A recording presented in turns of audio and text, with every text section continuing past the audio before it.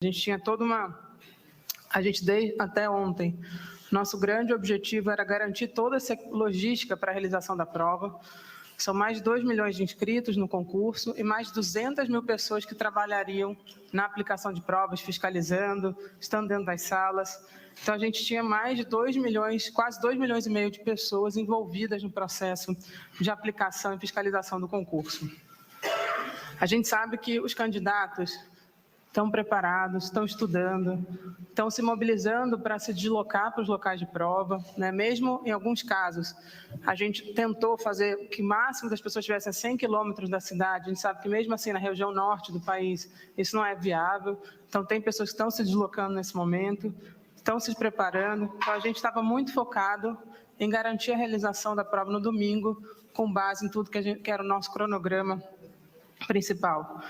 Mas acho que, como já foi descrito aqui pelo ministro Paulo, o cenário da região sul foi se agravando a cada hora, né? A gente só recebe relatos, a gente tem recebido relatos basicamente quase de 2 em 2 horas sobre a situação, e o que a gente percebeu é que realmente a gente está numa situação de um agravamento sem precedentes.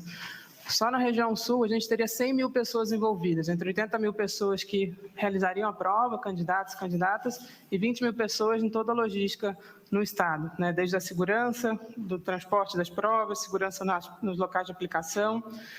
Né? E ontem a gente tinha um cenário que já era grave, de 154 municípios afetados, mas hoje aumentou para 235 pelo menos. Né? A gente tinha 149 bloqueios em estradas que aumentaram para 185 hoje. E todo mundo está acompanhando o que aconteceu na cidade de Porto Alegre, né, com o agravamento das condições em Porto Alegre, incluindo o aeroporto, incluindo a rodoviária, o que praticamente impossibilita a locomoção na cidade, principalmente de pessoas de fora da cidade de Porto Alegre. A gente sabe que 96% das viagens de ônibus foram canceladas em Porto Alegre, o que realmente gera um agravamento muito grande da situação. Além disso, Santa Catarina também passou a ser afetada, né, na divisa com o Rio Grande do Sul, e a conclusão que a gente teve hoje é que seria impossível realizar a prova no Rio Grande do Sul, né? Seja pelos locais de prova afetados, seja pela impossibilidade de segurança na realização das provas, seja pelo risco de vida das pessoas que estariam envolvidas nesse processo. Né? Então, nesse sentido, a gente tinha, né, o nosso objetivo principal, como a gente falou desde o início, é democratizar o acesso, preservar as condições de participação de todos os candidatos em todo o país. Esse é o nosso princípio desde o início, que nos pautou desde o início. Então, desde ontem, no final do dia, a gente convidou, né, a Defensoria Pública da União, que já estava se mobilizando para justamente ver o cenário de impacto sobre a população brasileira e sobre os candidatos que estavam envolvidos nesse processo. E aqui eu queria agradecer muito a parceria que houve nesse momento entre a Advocacia Geral da União, aqui representada pelo Dr. Marcelo Eugênio Almeida, que é o nosso Procurador-Geral da União. O ministro Messias não está em Brasília hoje, não está nem em Brasília nesse momento, ele estava hoje pela manhã, mas aqui está sendo muito bem representado pelo nosso Procurador-Geral. Queria agradecer ao Defensor Público da União, Leonardo Magalhães, e a Procuradoria-Geral do Estado do Rio Grande do Sul, que esteve com a gente em todo esse processo de decisão que a gente está tomando hoje. A gente fez de forma coletiva uma análise.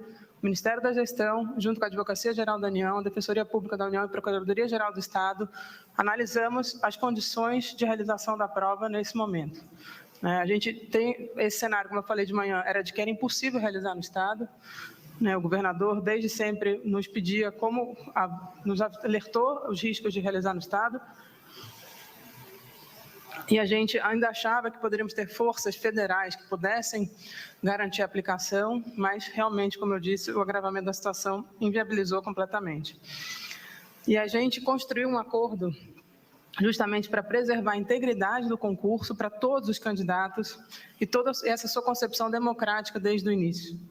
Foi um trabalho coletivo e a gente chegou à conclusão que a solução mais segura para todos os candidatos, claro que para quem está envolvido numa tragédia, não há dúvida quanto a isso, mas a gente queria reforçar que essa é a solução mais segura para todos os candidatos no Brasil inteiro.